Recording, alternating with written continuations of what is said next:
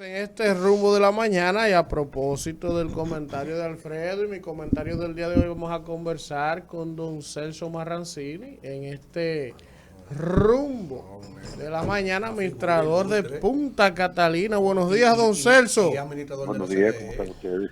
¿Cómo usted está? Un placer Yo escucharle y bien, que nos bien. regales estos minutos al rumbo de la mañana. No, un placer, espero que todos estén bien.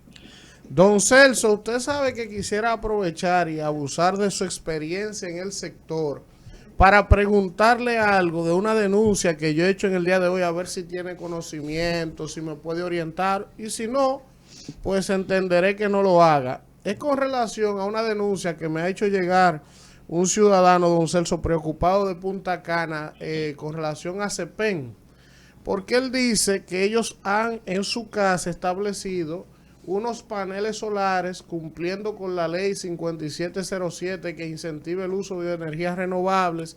CEPEN le mandó a revisar antes de instalar el proyecto y ahora de repente, don Celso, CEPEN quiere ponerle un cobro de potencia a todos los usuarios que tengan ese tipo de modalidad de energía alternativa, pasando de los 10 kilovatios de consumo al mes o no, violentando un reglamento y unas regulaciones que hay, tanto de la superintendencia como del Ministerio de Industria y Comercio. ¿Usted tiene algún conocimiento sobre eso al particular? No, en absoluto. Yo no conozco el Perfecto. caso.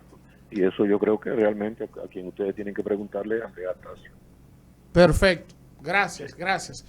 Punta Catalina, don Celso, hemos visto al presidente en su discurso referirse a que la planta está dejando beneficios, que está generando bien. Usted también recientemente ha hablado de las bondades de la planta. Sin embargo, acabamos de ver una denuncia que hay con relación al tema medioambiental. ¿Cuál es la situación con Punta Catalina?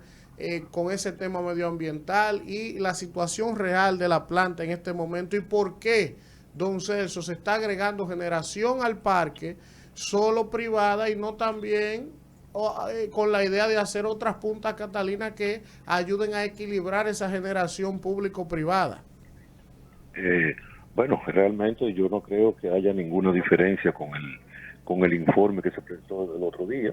Es un informe como otro informe. Nosotros hacemos Súbalo, auditorías, súbalo, el cual señor, respetamos, por que supuesto. yo no lo oigo. Pero nosotros hacemos unas auditorías todos los años por una empresa auditora muy reputada, tiene 150 años, que no informa a Punta Catalina, informa a los bancos europeos que financiaron Punta Catalina, y de nosotros no cumplir con todos los parámetros medioambientales, los bancos europeos le cobrarían, le exigirían al gobierno el pago de los préstamos. O sea que realmente Punta Catalina se está manejando perfectamente bien bajo los aspectos medioambientales.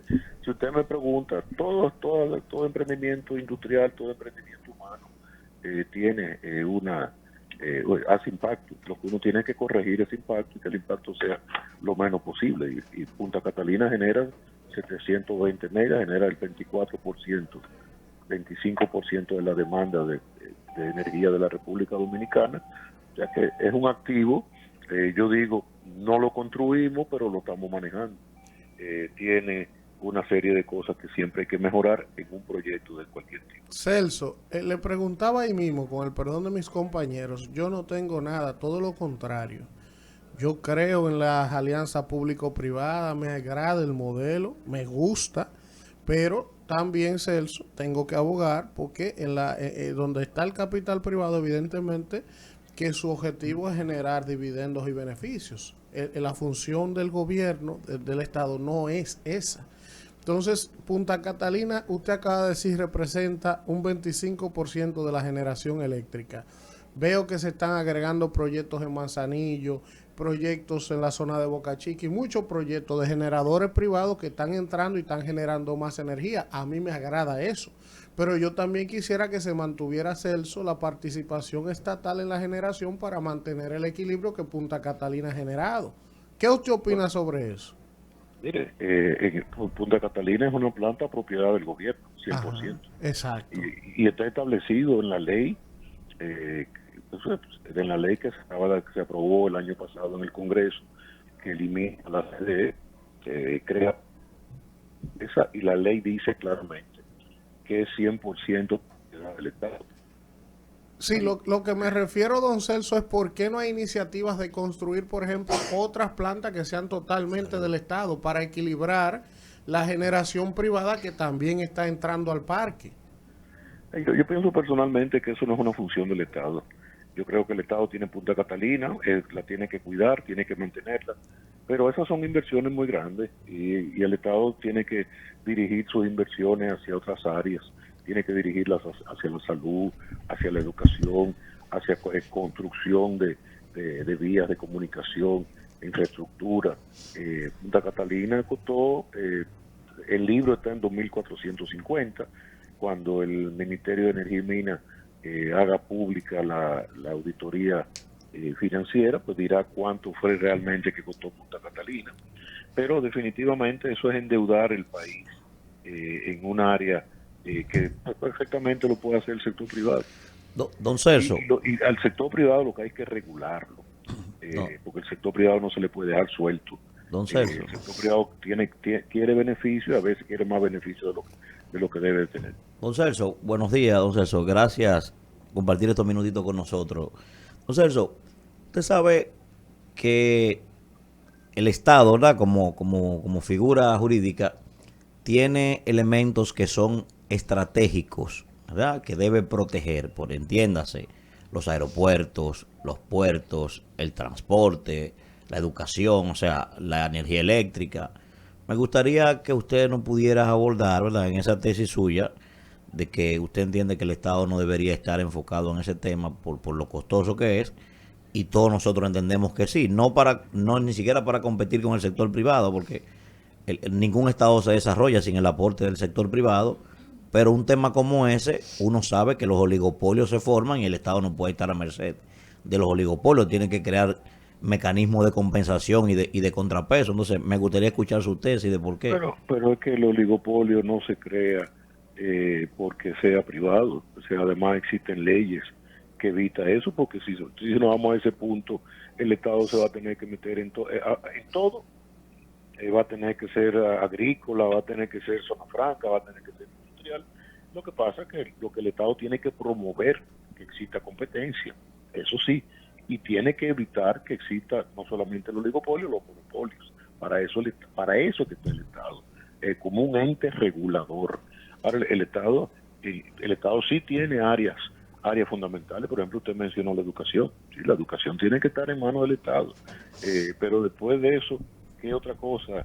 Aeropuertos. Los aeropuertos se pueden concesionar y el Estado lo que tiene es que maneja que estén bien, o puede haber aeropuertos privados. Usted tiene el aeropuerto del Cibao, usted tiene el aeropuerto de Punta Cana, aeropuertos que se manejan excelentemente bien. ¿Cuántos aviones trae Punta Cana? El aeropuerto Cibao trae menos, pero son aeropuertos donde no hay una sola queja. Adelante, Danira.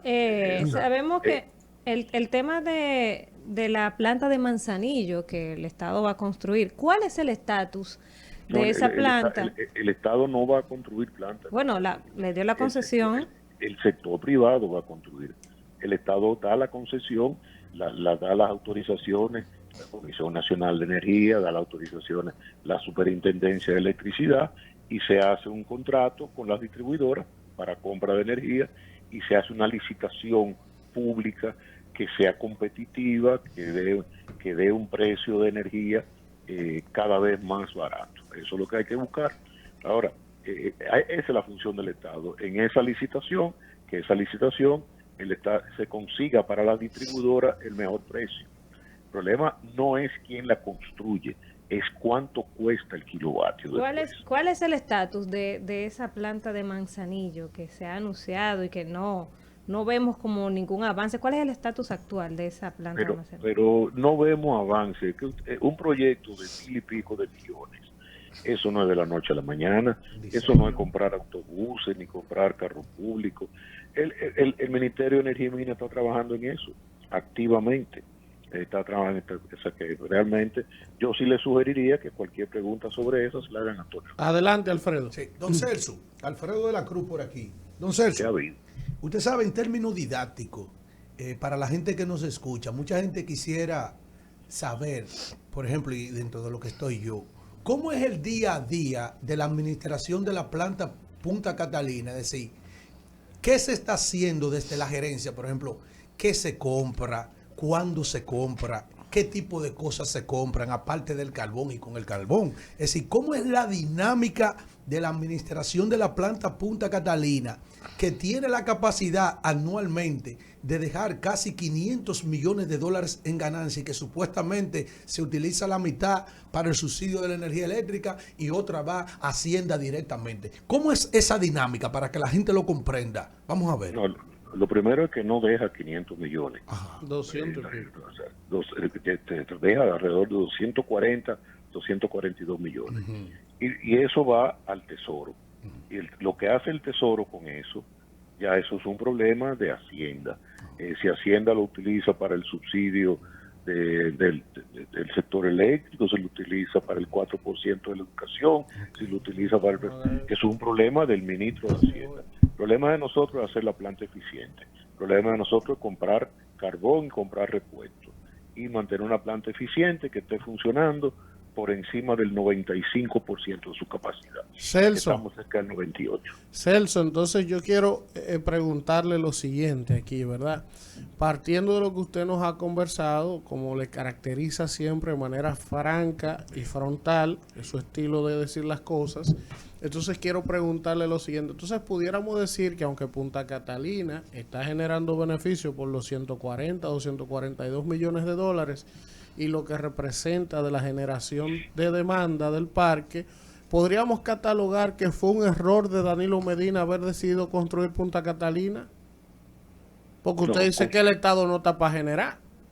No, yo le voy a decir lo siguiente. Nosotros llevábamos una licitación que prácticamente estaba ya para adjudicarla. Y cuando llegó el gobierno del presidente Danilo Medina, la cancelaron y licitaron Punta Catalina. Yo no puedo decir que sea un error o no, fue una decisión de Estado. O sea, las decisiones de Estado son de esa forma. Y si usted dice, bueno, en este momento Punta Catalina está funcionando bien, esperemos que todas las administraciones que le toquen a Punta Catalina la manejen eficientemente. Nosotros hemos visto que muchas cosas que maneja el Estado desgraciadamente no funcionan. Eso no quiere decir que el Estado en general sea un mal administrador. El problema del Estado es la falta de continuidad del Estado. Ahí es donde está el asunto, que el Estado no se ve hacia el largo plazo, se ve en base a 4 años. Y esa es la diferencia. ¿Por qué en el sector privado se crece más rápido que en muchas cosas del Estado? Por eso, porque el Estado se ve cada 4 años, pues llega un gobierno diferente, cancelan a la mitad, se van técnicos buenos, después vienen tal vez técnicos iguales de buenos, pero tienen una curva de aprendizaje que le cuesta al país muchísimo dinero. Esa es la diferencia, simplemente. Bueno. Yo le voy a decir una cosa.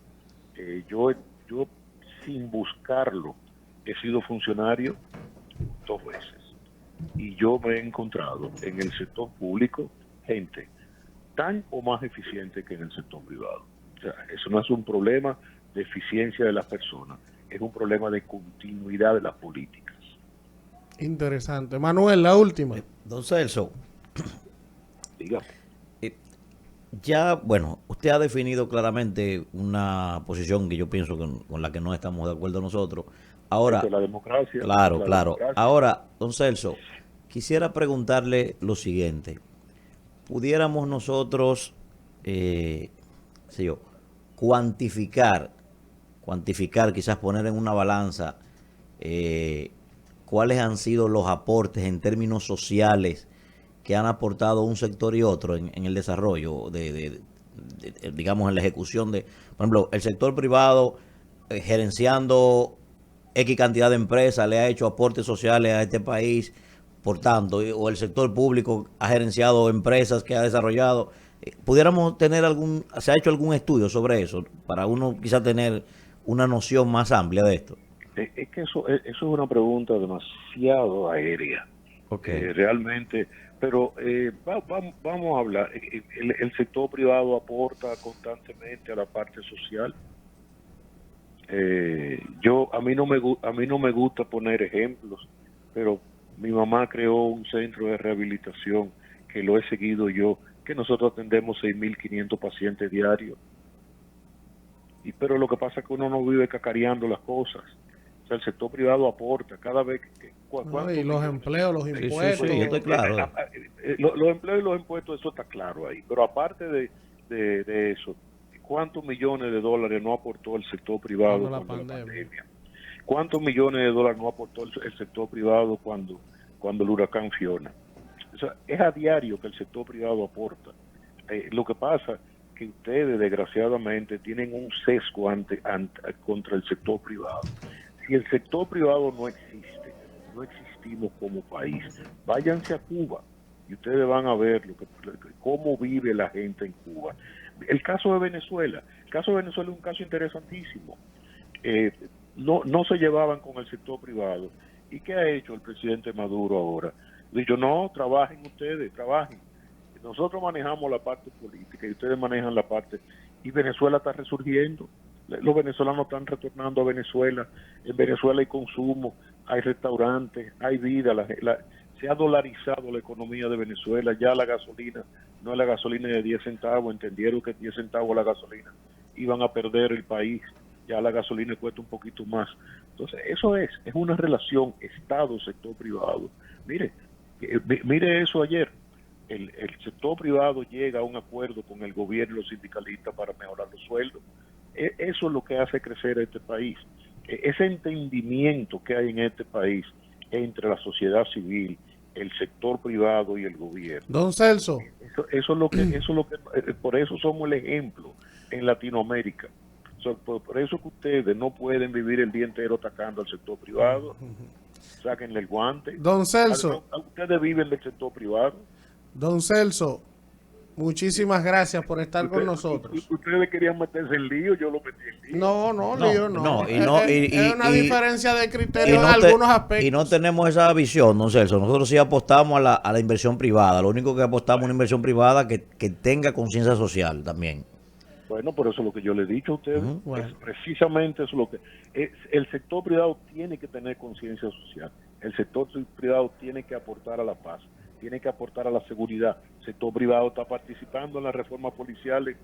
¿Qué más? Oye, realmente, denme 2 minutos más. Claro. Yo tengo un consuegro salvadoreño. Y ustedes saben que El Salvador ha sido un país extremadamente complicado. Hace 2 años, a mí me invitaron a dar una conferencia en que me invitó mi gran amigo Gabriel del Río.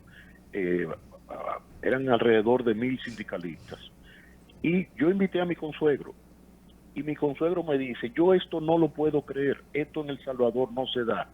Esa relación que el empresario tiene aquí con el sindicalismo. Por eso crecemos, por eso ustedes tienen un programa excelente, donde ustedes pueden decir lo que quieren, porque ustedes no tienen represalias. Nosotros somos un país democrático, un país donde el empresario interrelaciona con los medios de comunicación, con el sindicalismo. Nosotros vivimos en un país en paz, un país que se ha desarrollado. Tomen la conferencia de ayer de la vicepresidenta en la Cámara Americana de Comercio. Realmente yo no había visto algo como eso en muchos años. Esa comparación, no política, o sea, una comparación de cuál era el país que nosotros teníamos en el año 62 y cuál es el país que tenemos en el año 22.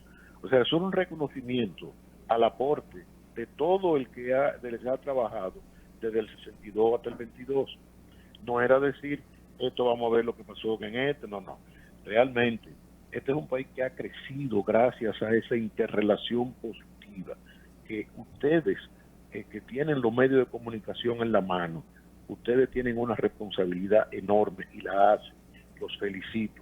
Y eso de que no estemos de acuerdo, eso es maravilloso, porque estamos de acuerdo en unas cosas y en otras no. Claro. Es lo que hace crecer la sociedad. Don Así que Celso. yo los felicito, los oigo cuando puedo. No, y es como él dice, Gracias, don Celso. como usted dice, don Celso, que ante la pregunta que le hicieron, que si era positiva o no la construcción de la planta, fue una decisión de Estado y no necesariamente pudiéramos estar de acuerdo uno y otro. Yo pienso que fue una buena decisión, yo respeto la suya. Bueno, yo no sé si fue buena o mala, yo critiqué mucho la forma de la licitación. Sí. La Perfecto. licitación con un solo licitante Sí. y un licitante virtual. Nunca debió haber sido. Gracias, don Celso. Ahí está la planta, tenemos que mantenerla. Gloria a Dios. Gracias, don Celso. Un abrazo, don Celso. Bye.